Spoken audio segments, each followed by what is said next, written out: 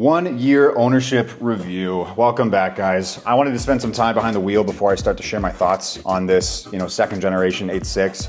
And I think the time has come. We're actually about a month early, but I've got a lot to say. So let's get into it. I'm gonna keep it pretty brief, mostly because it's 2025 and there's already a million videos out there telling you the pros and cons of these cars.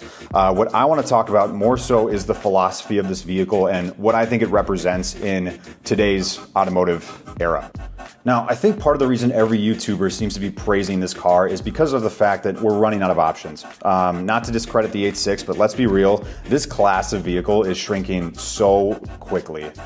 When it came to Japanese coupes, we used to have so much more competition in the market, right? You look at the 90s, the 86 would have been competing with cars like the Eclipse, the Integra, the 240SX and the Celica. Even the early 2000s, you had cars like the S2K, the MR2 that came and went. And then after that, you had 370Zs and G37s that were still holding it down for a reliable rear-wheel drive sports coupe that you could get into without breaking the bank. You look at that same vehicle now, the 370Z, obviously it's got a new variant, but the base MSRP is now $42K if you're looking to get into a Nissan Z. And the real kicker, if you want a limited slip differential in the new Z, you got to get the performance trim, which puts you at $52,000. And let's be real, if we're paying that kind of money, we're buying C43s and M340Is, right? And that brings us to today, right? Where you're left with very few options for a fun rear-wheel drive sports coupe with a manual transmission for under that $50,000 mark. So, sure, there's cars like the Mustang, which is kind of in its own space as like the last remaining domestic pony car. And there are a few fun hatchbacks and sports sedans under that $50K mark. You've got the Elantra N and the Civic Type R, which are both great value per dollar vehicles. You got the Golf, the Civic Si, but again, they're sedans and hatchbacks, and they cost way more than the 86 anyway. I've driven all these cars and they have their strengths, but there's something inherently special about a front-engined, rear-wheel drive car that's built from the ground up on its own dedicated platform. The rest of these cars are definitely sporty in their own way, but they're built on the existing chassis of a base model commuter car. And that's why this market segment is actually slimmer than you think. Around that 30K mark, you've got Mustangs, Miatas, and basically no other sports coupes that are built on their own dedicated chassis. And you ask why? It's because it's no longer profitable for companies to be producing cars like this. If you take a look at the market, you see commuter vehicles outsell sports cars 100 to 1, and that's across all brands. Part of this is the fact that people gravitate towards those do-it-all type vehicles, and often they can't afford to add what's basically a toy to their household garage. The other piece is that with all these emissions regulations, car companies have to balance out these sports cars with an excess of plug-in hybrids and EVs in order to meet the standards that are being forced onto them. That means less development budget is going towards these vehicles, which results in cars like the Nissan Z hitting the showroom floor on a 15-year-old chassis and the same door vents as a 2009 370Z. Oh my God, bro.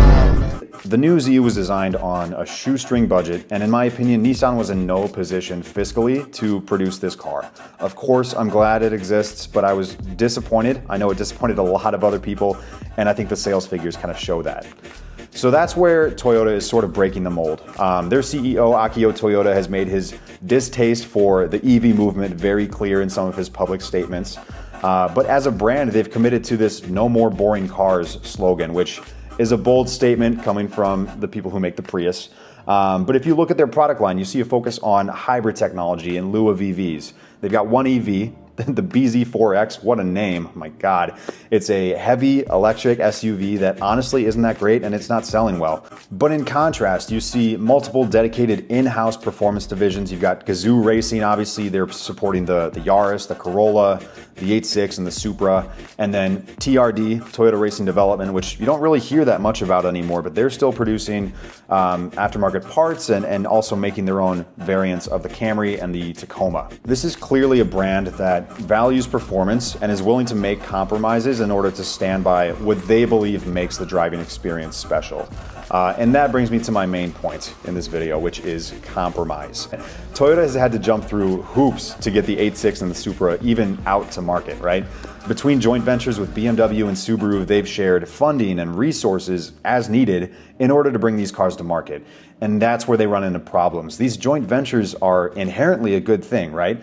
Both companies save development costs, production costs, but they open themselves up for a huge amount of criticism from car enthusiasts and their general public because, as you know, we all have our favorites and you can't make everybody happy. In the Supra's case, it's all a nice BMW and hey, where's the 2JZ and the whole Z4 line of jokes. And for the GR86, obviously you get some of that too with the Boxer engine, but it's more than that. The issue that plagues these cars is the same issue that hurts pretty much every sports car or new generation of a sports car that comes to market in today's modern era. And that issue is expectation. The GR86 was crushed by expectation. After the facelift happened in 2017 and they integrated that LCD torque graph into the gauge cluster that literally shows the torque dip, people went nuts. Everybody said it needs a turbo, it needs a supercharger, it deserves 300 horsepower, and maybe they were right. I guess over time we all convinced ourselves that if we complained long enough, it would happen. And then it didn't, right? Instead, what did we get? Well, they changed everything under the sun except a turbo.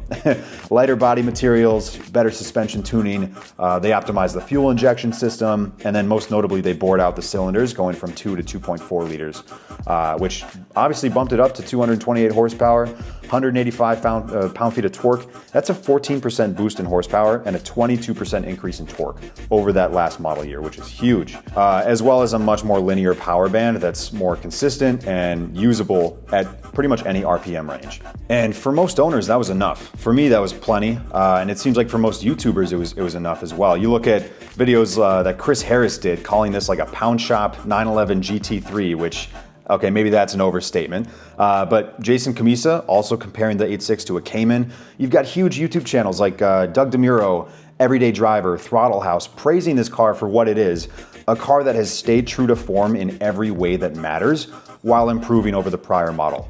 And what else can you ask for, right? I think the sales definitely reflect that as well. I'm not a numbers guy at all, but there's a few stats that I have here that I want to share. For 2024, sports car sales have dropped about 14% in favor of sedans and SUVs. However, in the same year, the 86 outsold the BRZ, the Nissan Z, the Supra, and the Z4 combined. And this shows that even during a time when rear-wheel drive, two-seater sports cars are being pushed out, this car continues to put up a fight regardless of not having the raw horsepower or the interior amenities of these rivals that cost double and triple the price. And I think that speaks volumes. That means that this car is more than the sum of its parts. But as we all know, you can't satisfy everybody, right? This is a car that is constantly crushed by the public's expectation of what it should have been.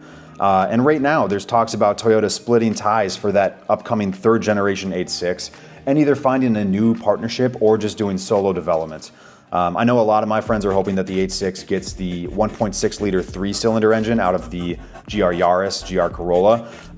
Makes like 300 horsepower, right? Sounds good to me. But there will always be compromises. And we don't learn from ourselves. We want it all, right? You want more power, that means parts are added, dimensions are changed, the car gets heavier and more expensive. People complained about the 86 being slow, so what did Toyota do? They offered a 2-liter variant of their A91 Supra. Guess what? Nobody bought it.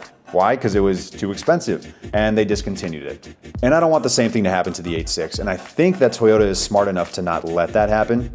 But my biggest fear is that we as consumers are going to be the downfall of our own sports car segment. That we're going to forget the value of simple analog sports cars because we're chasing numbers on a spec sheet. And if you haven't had the pleasure of getting behind the wheel of one of these cars, I would highly recommend it because it is absolutely, like I said, more than the sum of its parts. Now, again, this is no perfect vehicle, right? It has its flaws. It's relatively slow, sounds like shit. The interior already looks kind of dated, even though it just came out. And of course, that Boxer engine is just such a dice roll in terms of reliability. But I think even if you could create a perfect car, you wouldn't make everybody happy. What I can say is that in today's era, it's an absolute miracle that we even got a second generation of the 86. And I hope that automakers like Toyota can continue these joint development projects so that we can continue to enjoy cars like the 86 and the Supra that give us just a little bit of hope in the bleak future of the sports car segment. So on that note, I'm going to stop glazing the car. 1 year behind the wheel, these are my thoughts on sort of where the 86 fits into the current landscape. I will be doing a more in-depth technical review from like a driving perspective of what I like and don't like about the car. But just wanted to get these thoughts out there. I think they're important to sort of where we're at right now as a car culture. So as always, you guys, thank you so much for watching. I'm Zach, and I will see you in the next one. See ya.